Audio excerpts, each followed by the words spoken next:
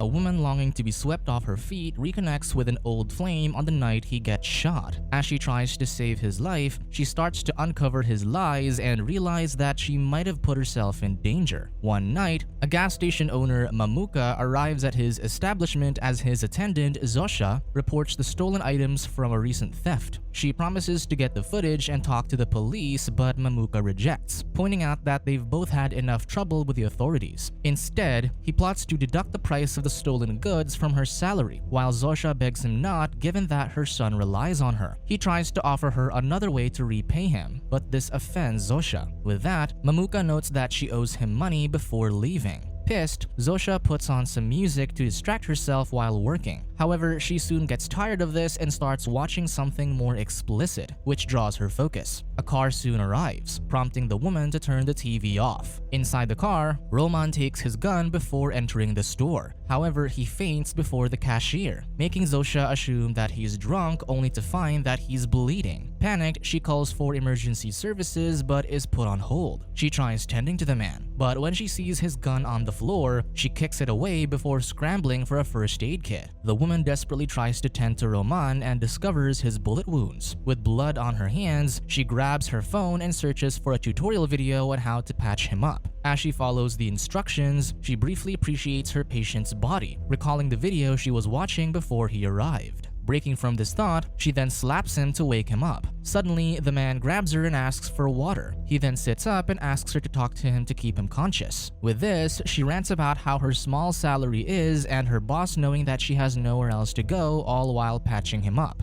As he gets treated, Roman calls someone, sharing that he was attacked by armed men. Right after the call, however, he falls asleep. Zosya pulls him back by telling him about her childhood. She then gives the man a clean shirt, just as he asks if she knows who he is. Zosya says yes, though she was told he was killed in the war. Roman comments that 17 years apart was a long time, before advising her to lock the door so as not to scare customers. To keep him awake, she asks where he went after school, so he shares that he joined the army despite his parents' wishes. They talk as Zosya puts away his vest, then notices a bullet lodged on it. She takes it before heading back to her companion, wondering if he can call his family for help. However, Roman replies that he doesn't have family anymore, though he asks if she has. The woman perks up, saying she has a son before showing him a video of the kid. During this, Roman tries to touch her knee, but she moves away, continuing to rant about how she's making ends meet. Suddenly, the man yells in pain as his wounds hurt. He asks for antibiotics, but all Zosya has are painkillers. She quickly sheds her jacket and arranges herself to be more appealing before returning to give Roman the medicine. She then asks where he got his injuries, and the man says he was part of the security for a bank, but they were ambushed while transferring cash. He was shot during the exchange, and by the time he woke up, the armed men were looting the money. After the perpetrators left, he broke into a car and hotwired it, which was how he ended up in the gas station. This was half an hour ago, so Roman asks her to hide the car until the cops arrive so they can avoid trouble. Zosya does as she's told and even places a sign outside to make it seem that the gas station's closed. However, when she gets to Roman's stolen car, she notices that the window is intact despite Roman claiming that he broke in through it. She also realizes that the man had given her the keys when he supposedly hotwired the vehicle. Instead, the rear windshield's broken. Meanwhile, Roman realizes that his gun is missing, so he struggles to get on his feet. He then sees the camera feed showing Zosya coming out of the car and spotting the bags of money on the trunk. With his cover blown, he calls someone, asking how long he has to wait. The woman returns and promptly prepares to clean the bloody floor. Feeling guilty, Roman tries to appease her by sharing that he used to still think about her, revealing that they were lovers back in high school. When this doesn't work, he claims that the bank he works for illegally earns money from wholesale trades with another country and often needs to launder. He then shares that his friend in the army has a child with a crippling disease, and the money can help him get treatment. As he defends himself, the woman notices the gun she kicked away partially seen under a shelf, so she discreetly pushes it further to hide it. Roman then recounts what happened earlier that night. The armored truck was pulled over by a police car, and as soon as their vehicle stopped, Roman held his comrades at gunpoint. He ordered them to drop their guns, but when he turned to open the door, the men scrambled to get his gun but failed. He then ordered one of them to tie up the rest before he left with the money. Roman claims that the cop who pulled them over was his accomplice, but the woman suspects that he'll be betrayed. He groans in pain, causing Zosya to come closer. her. He then caresses her, saying he has to stay put for 40 minutes until his accomplice arrives. Then he'll surrender to the police. He seductively touches Zosya, but the woman wonders what'll happen to his friend's sick son. Dismissing this, he tells her that she is his only hope and leads her to a kiss. An incoming car interrupts them, so they rush to the storeroom where Roman hides. Zosya then leaves her bloodied shirt inside, but notices her knees are still stained. She hunches under the counter to clean them just as Officer Mikhalich steps in. Upon seeing the woman in her undershirt, the cop starts making advances at her. However, Zosya pushes him off, threatening him for touching her. Still, the man grabs her before kissing her, only for Zosya to push him in disgust. Mikhalich continues making advances at her, which Roman witnesses when he accidentally opens the storeroom door, so the woman diverts his attention to the coffee machine. As he waits for his drink, he shares that he received a report about a robbery nearby, so he stopped by to check on her. He shares that 3 men were eliminated in the shootout, and they suspect that one person was behind it. Just then, Mikhalich notices movement from the storeroom, so Zosya closes the door before he notices Roman hiding. To distract him, she claims she met a suspicious person, but describes him as an officer who lets women off of small cases in exchange for some intimacy. Mikhalich realizes that she's talking about him, so he wonders if she is jealous that he also slept with another cashier who was caught stealing. Just then, Roman faints and the two hear him crash inside. The officer readies his gun and opens the door. Desperate, Zosya grabs him seductively and playfully makes him chase her. He then returns to the matter at hand and comments that if they let the thief get away, he'll likely spend everything in 6 months. She wonders what he'd do with that kind of money, so Mikhalich says that he'll give it to his relatives while the woman prepares him to get him to leave. As soon as he's gone, the woman rushes to check on Roman. To her relief, the man is conscious, but he asks for internet access. She takes her phone out of her jacket and hands it to him, allowing him to watch a news report about the 3 casualties from the robbery. Roman speculates that the cops took them out under the bank's instructions so he can be blamed for it and they can hide the laundered money. He also adds that he didn't steal everything, but now he wishes that he did. Just then, his phone rings and Zosya sees that a woman is calling him. A pang of jealousy hits her as the man answers the call. He tells the woman that he's injured, but he still promises to help her. Zosya mutters that he said he didn't have anyone. So the man explains that the woman is his friend's wife and the mother of the child he wanted to save. She asks if he has an affair with her, but he denies it. He then returns the question, wondering about her husband. Zosya shares that her husband was a decent man, but it didn't work out between them. He understands, saying he also had one girl who got away. He leads her to a kiss, only for someone to aim a gun to her head. Officer Kosha appears behind her, but assures her that he's on their side. He hoists Roman up and leads him to a seat. He then asks the woman for identification as per protocol. So Zosya heads back to the storage room to grab her passport and stained shirt.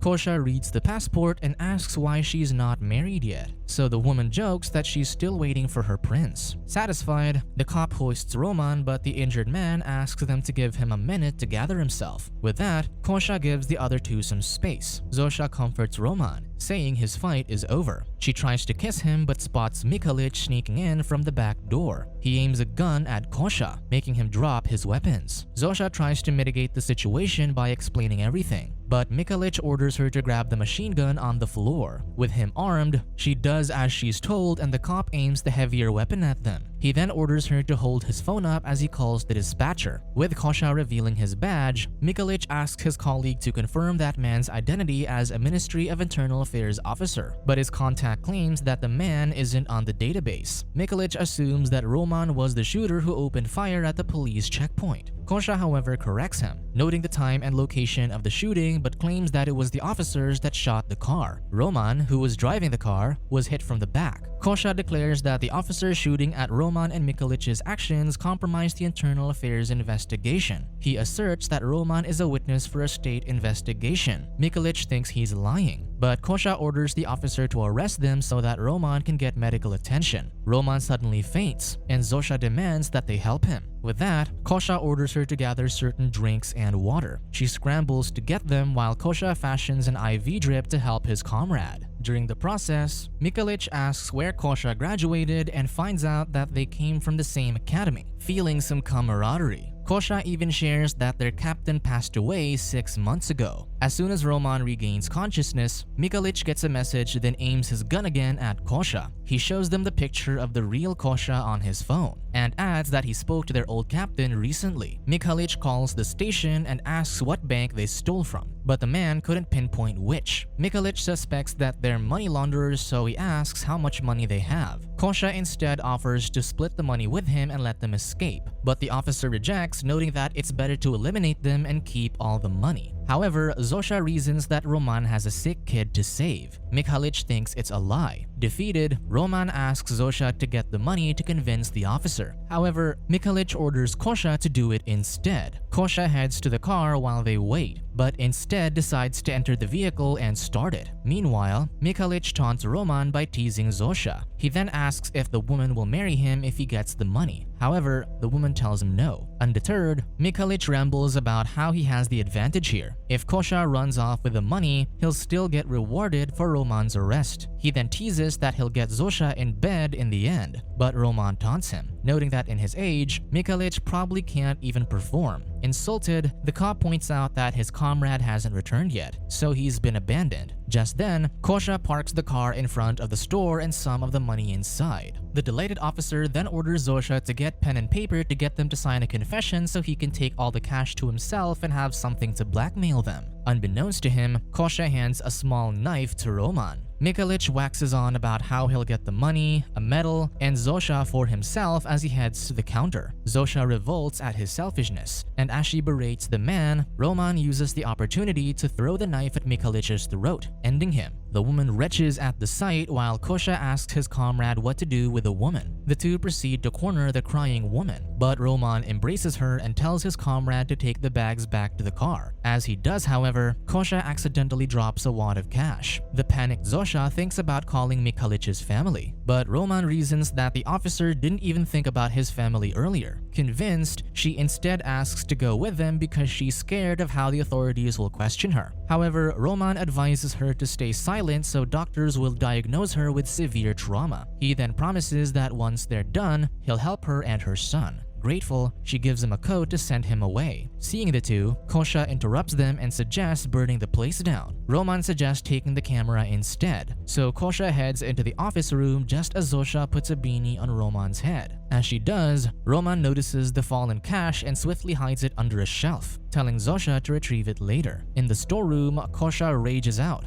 frustrated at his partner doting on Zosya and delaying their escape. He then finds the computer and rips the hard drives off. Despite this, Kosha concludes that the woman is a loose end, so he knocks her out. With her out, he produces the knife and calls Roman commander, asking him to retreat into the car while he takes care of Zosya. Roman takes the knife since he's against unnecessary risks, so Kosha gives him the gun instead, insisting that he deals with the woman before going to the car. Conflicted, Roman contemplates if he can actually trust Zosya. As the woman wakes up, he aims the gun at her. They look into each other's eyes just before the man pulls the trigger.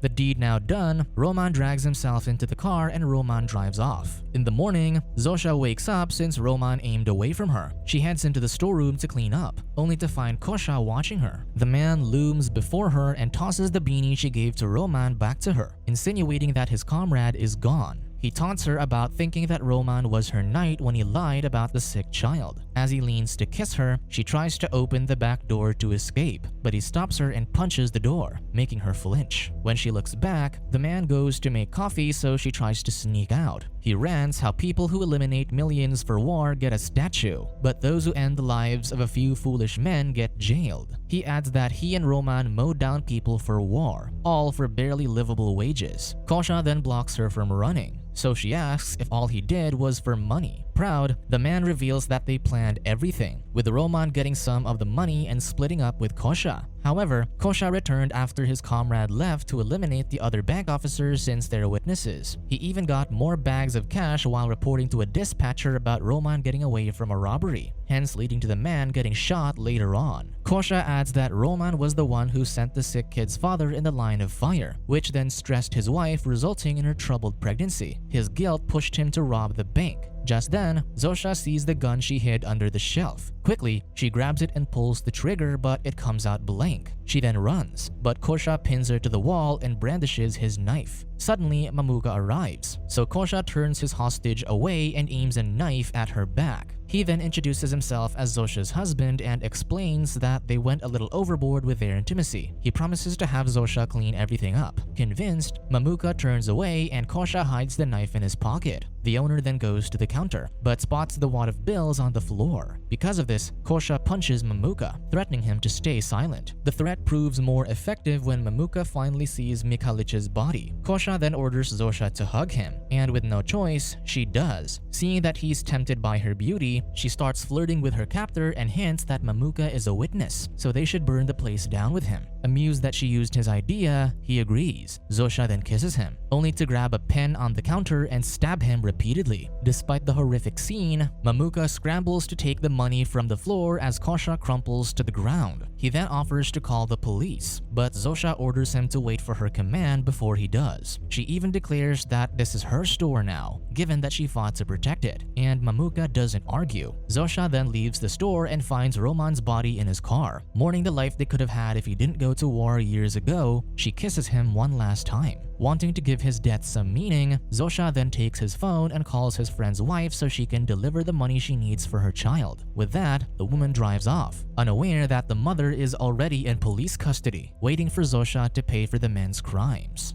Subscribe to watch more videos like this, turn on notifications and leave a like to help the channel out. Thank you for watching.